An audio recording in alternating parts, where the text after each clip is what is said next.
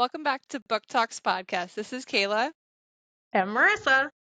and this is the start of season 7. And this episode, we're just gonna catch up, say what we've been reading, and just get ready and tell you what's next for this season. We're really excited to be back. It's been so long since we recorded. Me and Marissa have barely spoken, so we're gonna use this as a catch up with each other as well. And we're excited. Literally, I feel like the past 2 weeks I've been like, does Kayla mad at me? Does she even want to do this podcast? Like, we don't even talk. So I was chilling at work like maybe like a month ago. Like I wasn't doing much work. Not that I wasn't doing much work, but like I was like signing off at 5. Like I was stress free. And the past 2 weeks have been so stressful. And it's just been like work. And then I've also ran the Brooklyn Half Marathon. So that was like I was prepping for that. So it was just a crazy 2 weeks. No, I don't hate you. Literally can't believe you just randomly one day were like, oh yeah, I ran a half marathon today. It sucked. What? I didn't even I like told my mom wanted to come and I was like, don't come, like it's not gonna be a good race. Yeah. Even my friends came and I was like, you guys really don't have to do this. Like it wasn't a good race. It was really humid. Did Tom run it with you? No, he didn't. With? Oh, okay. He didn't run with me. He didn't sign up for it. He didn't feel like it. Wow, so you're just running now on your own? Not because he's making you? My grandpa asks me that all the time. He's like, do you only run because like Tom runs? I'm like, I like actually like to do it at this point. Yeah, I don't know. I do think part of it is like society influenced, if that makes sense. But I Okay. do enjoy it. Talk about like society influence. well, I don't think our podcast is society influenced because we started this back in like 2020 when we were just bored. We were the OG. Us and one other, I feel like we're the OG book podcast, and now everyone has one, which is fine. But like, I remember we were doing it, and no one else was. Yeah, it was Other like than kind of our people. Well, people who were better than us. yeah, other than that book podcast that took off and is successful. Well, this season we got a new recording system which we're testing out. We don't know if we're gonna see how it is. We've heard good things about it, so we're trying. We're getting onto YouTube. We got better cameras, and we're using mics. Well, we always use these mics, but we're all of it together. We look much better already. And it only took us 7 seasons to do that. My favorite thing is that we rented a cabin almost like over a year ago now to record and read together, and we did not even finish one book while we were there for a week. We could not. I mean, to be fair, it was Iron Flame, and it's a long, big, thick book, and we could not buckle down and get through that. We set this at timers to read for an hour. And I honestly think we just picked the wrong book to do on a reading retreat. Like we should have done romance, thrillers, something that like sucks you in and you can't put it down. But I honestly think we just needed the friendship time. But this is probably gonna be a hot take. I just finished Onyx Storm this week. I just don't love the way the series went after Fourth Wing. I don't think that's a hot take, at least not on the side of Instagram I'm on. See, I was looking at people's like on Goodreads, and people are like 5 stars, love it so much, and I give it a 3. I have trust issues with Rebecca Yarros. I read a romance book by her. It was like a military romance book. I don't even remember the name of it because I literally sold it the minute I finished it because I hated it so much. It was like she just trauma dumped into this book. It's actually as if you wrote a romance book. Like she killed everybody. Like the main character had like trauma after trauma after trauma. Like every time like her life was getting better, she's like, just kidding, like let's throw bricks on her. Like it was so tragic. And in the end, you're like so excited, like happy ending. And then she just kills like her child. And I'm like, holy freaking God. Like, can you just like. She kills her child. I literally gave it 1 star, like literally sold it on Bango. I didn't even want it on my bookshelves. And from then on, I said, she's going to kill everybody in this book. And I don't even know if I'm going to read it. Like, do I put myself through this to suffer? Like, I don't know. But I'm like committed. I went to her events. I'm committed. And so I reread the first 2 books before the Onyx Storm because I'm like, okay, I gotta get in a better mindset. Gotta read this. I was so mad at the end of the second book again that it took me 3 months to read Onyx Storm. I'm so pissed still. Yeah. No, because Fourth Wing was so good. I mean, Fourth Wing was like phenomenal. I don't think it was overhyped. I finished that book and I was so excited. Iron Flame was like, what the heck happened? It was just the miscommunication trope for like 900 pages. And I feel bad saying this because whenever I went to her lecture in New York City and she was saying like she was like at her lowest after reading everyone's like feedback on the second book. So I feel bad saying this.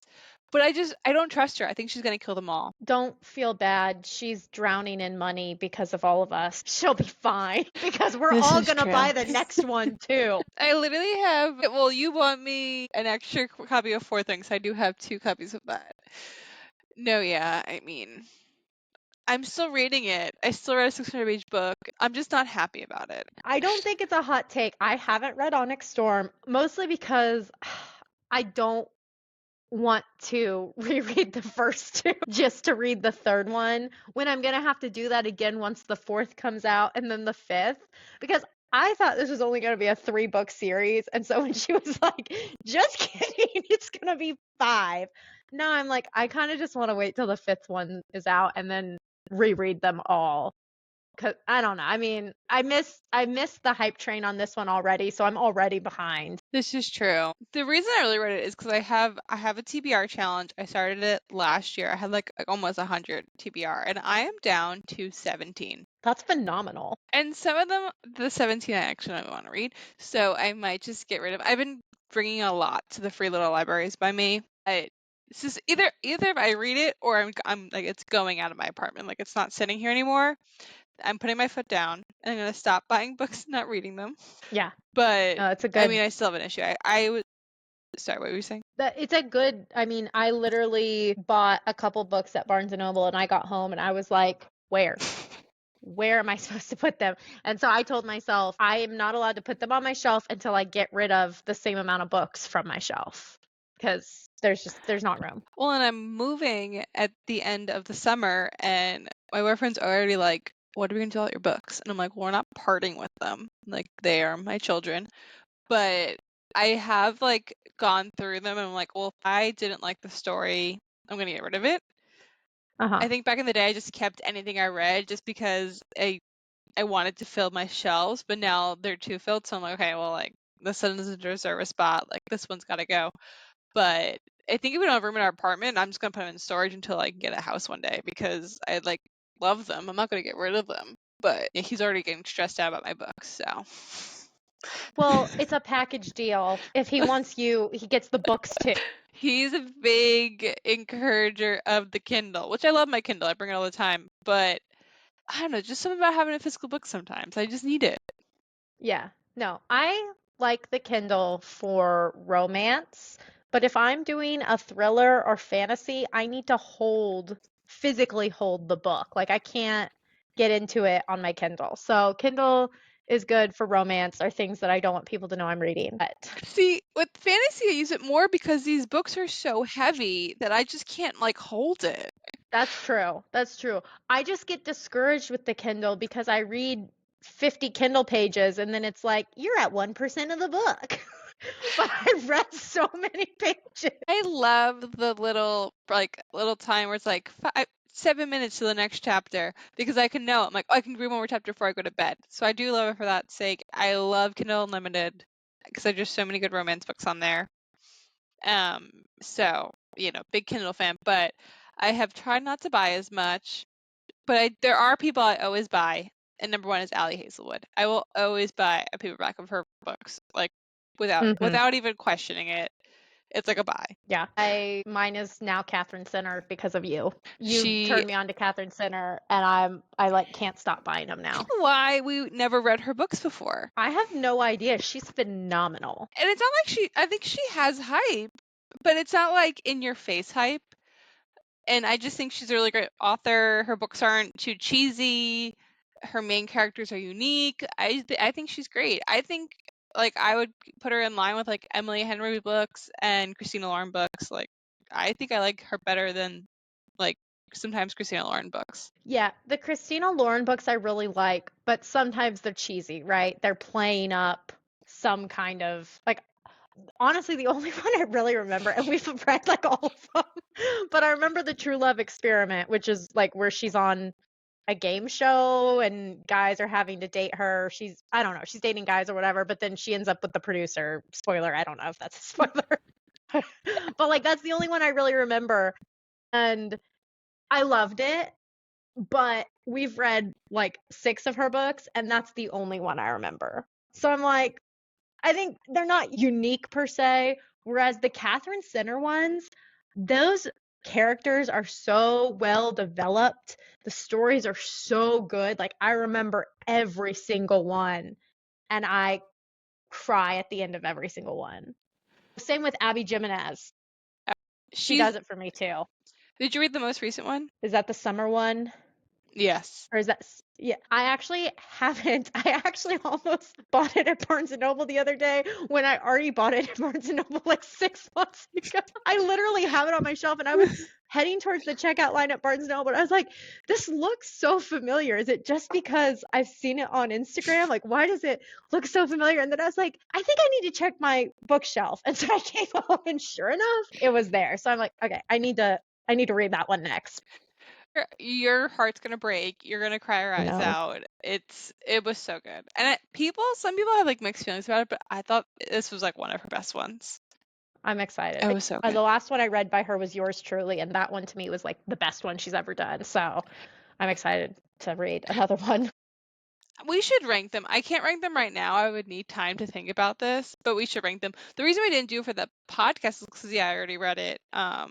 I don't want to do. I wanted to. Yeah. I want to read the books in like live time as we record, so I'm very passionate about the books. Mm-hmm.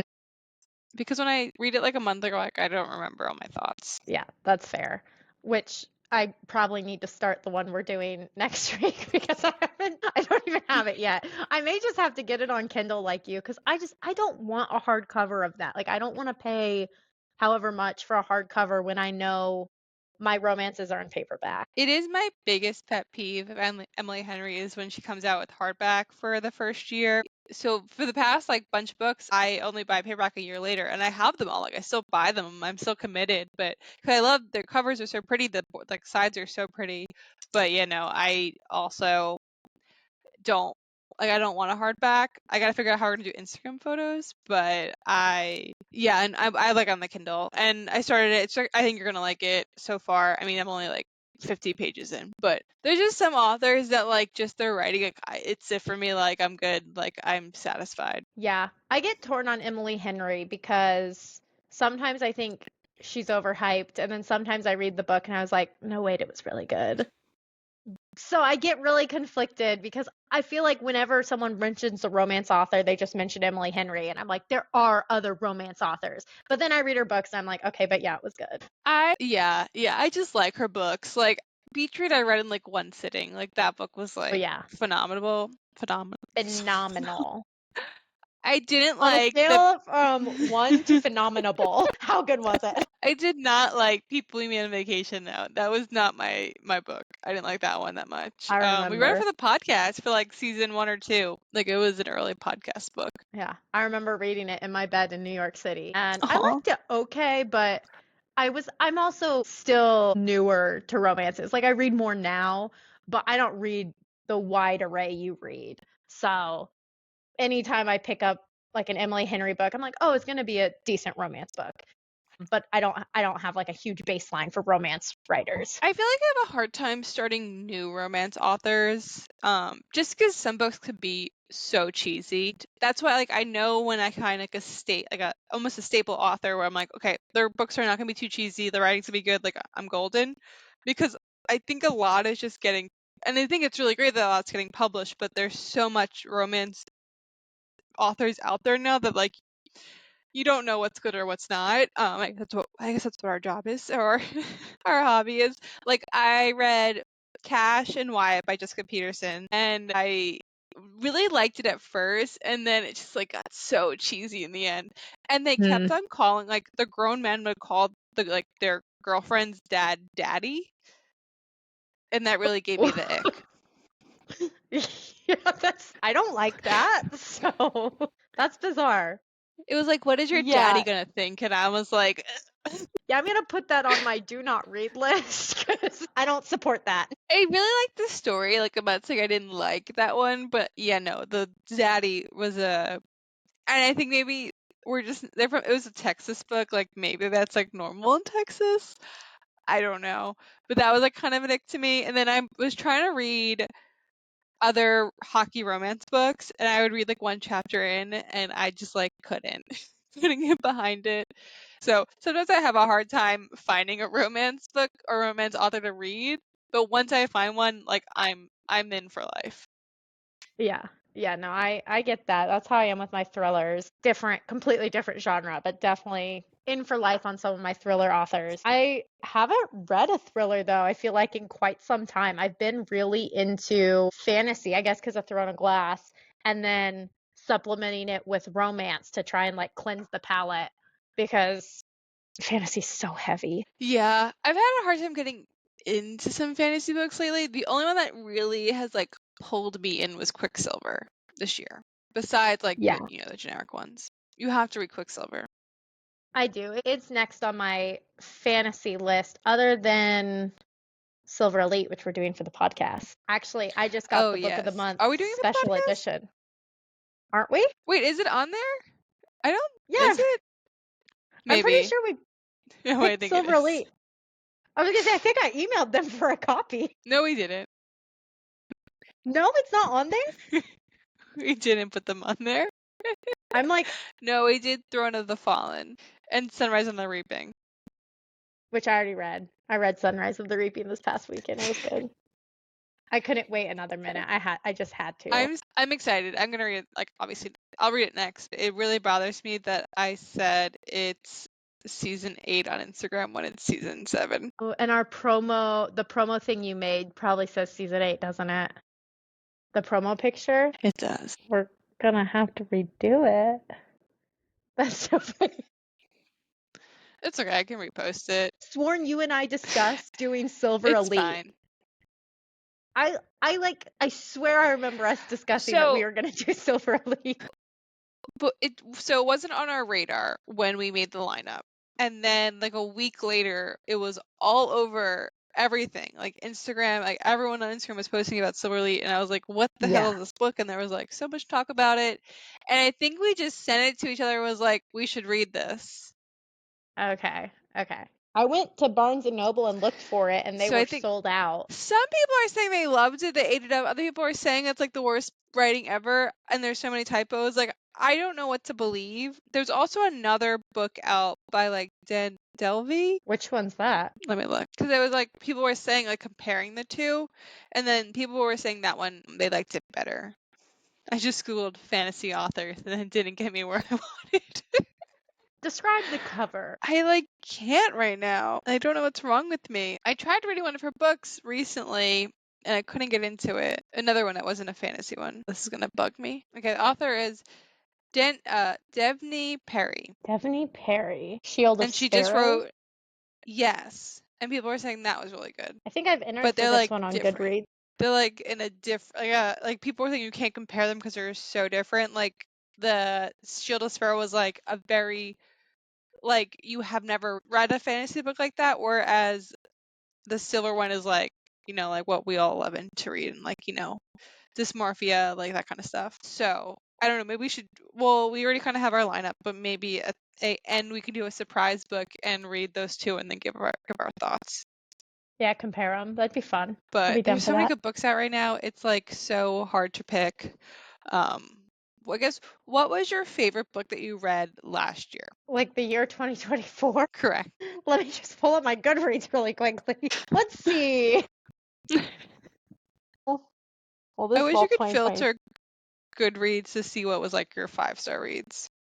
That would be a nice filter because I'm sure I did some 5 stars in here. Let's see. Listen for the Lie by Amy Tintera was really good. That was, I think, like a podcast thriller, which is why it's called Listen for the Lie. I don't remember anything about it though, so literally couldn't tell you. But I apparently read Beach Read last year, which is true. I read it in May last year, and I finished it in June, and I gave that one 5 stars. That's the first 5-star on my Goodreads. So Ever? I get no, no, in 2024. All Oh. the others are like 4 and below. Oh wow. Yeah. Yeah. I did give Daisy Darker by Alice Feeney 5 stars, but I do not recommend Alice Feeney books. Daisy Darker was a one-off, in my opinion. I have read every single one of Alice Feeney's books, and the first one I liked. The second one was okay. The third one, I was like, am I just reading the same book in different font? And by the sixth one, you realize they are all the exact same book with the exact same twist. Like, literally, she has one twist that she does, and it's in every single book. So by the time you get to the last book, you're like, I already know that the person I'm reading about isn't the person she thinks she is. So, like, blah, blah, blah. Daisy Darker was a one off, though, and it was a little different. It had elements of that twist, but a little different. So I did really like it, but I do not necessarily recommend reading all her books back to back to back. Give yourself a little bit of a palate cleanser there. Otherwise, you're going to be like, it's the same dang book. Well, so I feel like Allie Hazelwood does do that. Like it's the same story with different fonts, but it's romance, so we just eat it up anyway. Yeah, Thrillers, you can't do that. So my my thing with Allie Hazelwood is that the guy is always big, big, big. There was a fantastic video that popped up on my, I think it was actually Facebook Reels, of a girl, and she had her hair done like with a crown on, probably fake ears and stuff, and it says like, he was so big I could barely wrap my hands around. So she starts getting objects to see what her hands would fit around, and she's finally at a peanut butter jar. She's hysterical. But I feel like that's how Allie Hazelwood's are. Whenever I read, I'm like, come on, like why is he always so big? They're always like so nerdy, but like Prince Charming always, and I'm like, oh my god, every time. Yeah. You didn't think House of Flame and Shadows was a 5-star read? Probably gave it 5 stars. I just didn't scroll down far enough. But yeah, I'm sure I gave that 5 stars. Everyone knows, or if they don't know, then everyone should know that Crescent City is, well, I only gave it 4 stars. Oh my goodness, fake fan. Wow. That is shocking. Because, like, what I was about to say was Crescent City was the first Sarah J. Maas book I read. So, like, it always holds, a special place in my heart. Like, Hunt and Bryce are always going to be one of my favorites. But yeah, I apparently only gave it 4 stars. Wow. And I didn't I write a gave it a review. 5. It's like my first 5 of 2024. Maybe I That's had too many crazy. thoughts going. Oh my goodness, 4 stars. And I That didn't is write a crazy. review, so I don't even I know don't what know I if was I've given her thinking book a at the 4 time. stars. Like up to you. Like Crazy. if you think back on it now, what do you think about the book? So the reason I probably gave it 4 stars is because I think the fan theories that had come out prior to the book were so good that then when I read the book, it's not that it was a letdown, but it was like there was so much she could have done based on what the fans were saying, like all the speculation that the fans had brought up. And so then you read the book and you got to the end of it and like it's good. It has a happily ever after. I'm happy about that. But having read everything I read from the fans, I think I just expected more, I guess, or something different. Plus, too, I think I wanted more Nesta. Like, I thought Nesta and Az and Cassian would come through and help fight with them. And that didn't, I don't think that happened. I'm pretty sure they stayed on their side. Didn't they I leave do someone with, think like, the ending was someone's rushed. parents? She left her parents with They Azriel, left I think. Bryce's parents with. Yeah. Yeah. So random. Yeah, she did. I mean, I ate it up. I think I read it in like 2 days, and like for me to read like an 800-page book in 2 days in the middle of busy season, like it's a 5-star automatically. I do think it was a bit rushed, the ending, but I love her. I just love it. And maybe I'm a basic bitch, but I love it. No, I like it too. Did she just announce that there's going to be a 4th Crescent City book, or am I making that up? Did she? I saw some Are people you posting on spreading fake Instagram. news? No, I maybe.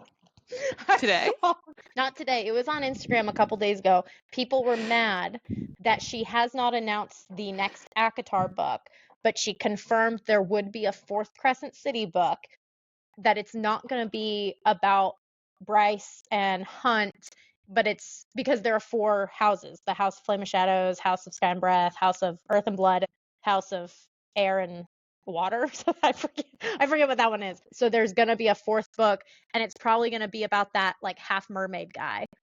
I don't know if that's what it's about or not, but that's what people were speculating. But people were mad because they're like, finish ACOTAR, stop writing Crescent City. And they were like mad about it. And that's what I saw. And that's all I saw. And then I never Googled it or revisited it because I'm not very good at this hobby job. I don't think I don't think that's confirmed anywhere. I don't see it anywhere. I'm on the Bloomsbury Instagram. It would be there AI says, first, and then I went on well, Sarah J. Maas's Instagram. AI says a fourth book What is does AI say? confirmed. AI has the official title and Yeah, no, but she it says the official title and release date haven't been announced, but it's rumored to be titled House of Many Waters. like a duh. Why? What Come else on, would they name AI. it? Well, she confirmed that whenever like it came out that she was going to do a fourth one eventually. I think she's like 8 books signed with Bloomsbury. I mean, what else is she going to name a Crescent City book? It's going to be It's Many Waters. Yeah. I don't know why people were all of a sudden mad on Instagram, but I just like kept coming at reel after reel of people being like, why is she writing more Crescent City? She should be doing ACOTAR. Maybe she's doing both. I mean, I haven't seen any of this. I need to do my investigation work. Yeah, I don't know. I don't. She did post some photo that she was like up north riding again, and I thought that meant like she was in her ACOTAR world because I feel like that's up north. Like I picture Crescent City. She's riding in the city. She's riding in Manhattan. Like Yeah. she's getting inspo. But when she's riding for like ACOTAR, she's like in the mountains. Like have a Mm, pretty view. That's my picture of it. okay. But who knows? I'm honestly trying to put out my mind so I'm not like, just waiting around disappointed. For how do we even get to this subject? I don't, oh, 5-star reads for 2024. That's right. So Halsey Silver, like all of her books are my top 5, like 5-star reads. I love the reappearance of Rachel Price. Like love that book. I did That not was see it good. coming at all. Yeah, it was a good one. I'm actually very excited for her next book, and we're reading it for the podcast. And we just got our copies from the publisher. And we have asked for Holly Jackson's books for every season of the podcast. We send her the Mm-hmm. same email. We give the photos. Like we love Holly Jackson, and they finally sent us a copy and like an arc. And I literally like jumped up and down. I was like, oh my god, we did it! We made it! I feel like our email went to some intern who was just like, sure, why not? Because we literally did not get an email response. We just randomly got books in the mail. I'm so excited. I know. So yeah, and also this book. Did you read the synopsis at all? No, I literally haven't opened it yet because I was gonna film a video of me opening it. So the girl's solving her own murder because she was like hit. So the synopsis is just a synopsis. I know nothing. She was like attacked, and from being attacked, she has like a aneurysm that's gonna blow any minute. So she's trying to Okay. solve who attacked her. So she's like solving my own murder because this guy essentially murdered her or whoever guy girl, I don't know. So So like she assumes she's gonna die. yeah, or she has like days to live and she used those days to solve her own murder. That sounds good. I just feel like that's so unique. I'm so excited. Also on this was The Bodyguard and the Rom-Commers from Catherine Center because beautiful. Love it. Did you read the one where there's a plane crash? No. Oh, you Which should. one's that? Has a red cover. It was a book of the month book that I have. I don't think I have it on my shelf, but I did just finally pick up the rom-commers at Barnes & Noble because that was the first one I read and I loved it so much. It was And a it's good got one. pink edges. How to Walk Away. You haven't read that one? No. Add it to your list. Things You Save in a Fire. Another good one. Hmm. I've only read those 4 actually. Read The Bodyguard, The Rom-Commers, Thing You Save in a Fire, and How to Walk Away. I just need to read all of them. Speaking of fire, what about November 9? Isn't that our favorite fire book? The worst. Did you keep up with all the Colleen Hoover It Ends With Us drama? I didn't. And I thought I saw somewhere that she's gone like dark. I think she said she was retiring from writing or something. Thank God. I mean, we can say that because we've read a good deal of her books, and we survived November 9. And that was a trauma book. Whenever so the wildest part is it's like brainwashing almost. Like we went into that podcast being like, oh my God, we like this book. And then we thought about it, like used our brain. And we're like, no, this was the worst book we've ever read. Literally, I went into it like 4 or 5 stars. And by the end, I was like, oh my gosh, he set her on fire and convinced her to fall in love with him. What the heck? And if I have like one more person who doesn't read tell me to read Colleen Hoover, like I'm gonna lose my mind. I did like one of hers. Which one? Was it Verity?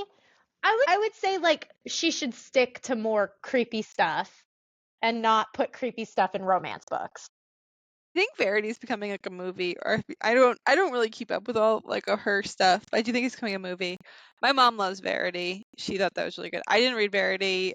I read Layla. It was Because about some like Layla, it scared me off. yeah, it was like some man falling in love with a ghost. I was like, what is this? I read like halfway and I was like, oh, absolutely not. No. So but yeah, no, won't miss her books. Won't be reading them. I'm okay with that. And then I also did you ever watch Gilmore Girls? No. Oh, it's a comfort show of mine. And I read the third Gilmore Girl by Kelly Bishop, who plays the grandma in Gilmore Girls. And I don't usually love or like autobiographies or like I guess nonfiction in general. And I love this book. I love that. And I also read Talking as Fast as You Can by Lauren Graham, which is Lorelai Gilmore and Gilmore Girls, and I read them back to back, and they were so good. So I really enjoy both of those. But I think it's because I like Gilmore Girls, and she's also on Broadway, and I like Broadway, so it was like two things I like that she talked about. My comfort show and comfort books right now are Outlander. I'm on book 6. I have Outlander on in the background all the time. And so like reading the books is super easy because I know where they're going, I know what's happening, and they're just comforting. Like I don't know what it is about them, but they're nice. There's no real like huge plot. It's just like a bunch of bad things that happen to these two people who are in love and they overcome it together. I do want to read those books. I haven't. So I've been waiting to watch the show until I read the books, and I just haven't read the books yet. But it's on my list. For sure. So my current comfort show, which I don't know what's wrong with me, is Pretty Little Liars, and I have watched it like 5 times now. I don't know why. I can't stop. Isn't that the one where she dates her teacher? Yeah. Solid. So I remember watching it in high school and being like, "Oh my God, he's so dreamy. This is so cute." And like back when and I do think like people like reading romance books with older men. It's just not my genre, and I now I'm like, this guy is like gross, but I keep watching it. They're all like 20 in their 20s while this is filming it, so like in reality it's fine. But yeah, no, I'm on like my 5th rewatch right now, and I just turn on all the time when I'm not cooking or anything. I'm watching Pretty Little Liars, and I think I might be the only one doing that. No, what I just saw a meme the other day of someone being like the age gap between it wasn't for Pretty Little Liars, but like a 16-year-old and 26-year-old, like, ooh, gross. But the age difference between an 18-year-old and a 1,000-year-old Fae warrior, okay. Elsie Silver is writing like this 3rd series, and the fourth book is coming out. I don't know if it's later this year. On Goodreads, like the synopsis came out, and it's like a girl falling in love with her ex's dad, and the comments in Goodreads is like, "I can't wait, I'm sad, my favorite trope." And I'm like, I have never thought to make my favorite trope my ex's dad. Like that's just Yeah, it's not the trope for me, but do you? I want to go to Goodreads and read them because I read them to my boyfriend. He's like, "Is this normal?" And I was like, "I mean, I don't feel this way." but people feel it. It reminds me how we were bamboozled to read, like, what is it, Twisted Bond? Oh my gosh, but then you went on and read the whole series. It was like drugs. It was like, I couldn't stop. Someone said, Streets are saying this is XBF stat. Y'all know I'm up. And then this trope, we won the cover. And then someone said, sorry, X-Dad trope. I'm seated. I'm so seated the bookstore employees are scared and asking me to leave because it hadn't even been written yet. But I'm simply too seated. So, I will be reading it because I love Elsie Silver, but it's not my thing. Yeah. I've never read Elsie Silver, so maybe I should. I mean, her other books are very normal. Like, I would definitely read them. I'm obsessed with them all, but I don't know what this is gonna be like. Yeah, I don't know. I was trying to think on that lady who wrote Twisted Bonds. That was Jay Bree, right? Yes. A book of hers keeps popping up on my Audible as recommended, and the cover looks so good, and the synopsis looks so good, but she's the author. And so I don't trust it. So my friend Amy, 'cause I told her my dilemma. I said that book was like addiction, it was drugs, but like, what did I just read? And Mm. she said that she has another series where it's not like one girl v five guys, and it was really good. So I'd Okay. try it. I'd recommend. Okay. Verse she recommended it, but after I got roped in last time, I don't know if I'm ready for that right now. And we got The Summer I Turned Pretty coming out. I know, I'm so excited. That's what we watched together. I know, we did. I think we started it at the cabin. Yes, we did. That's what we did instead of read. We watched The Summer I Turned Pretty. So honestly, we should do it again. We should rent another cabin. Yeah. And watch season 3. We can. Thanks for listening. This is Kayla. And Marissa. And tune in next week as we read Great Big Beautiful Life by Emily Henry. And we are so excited to get into the books this season. Bye.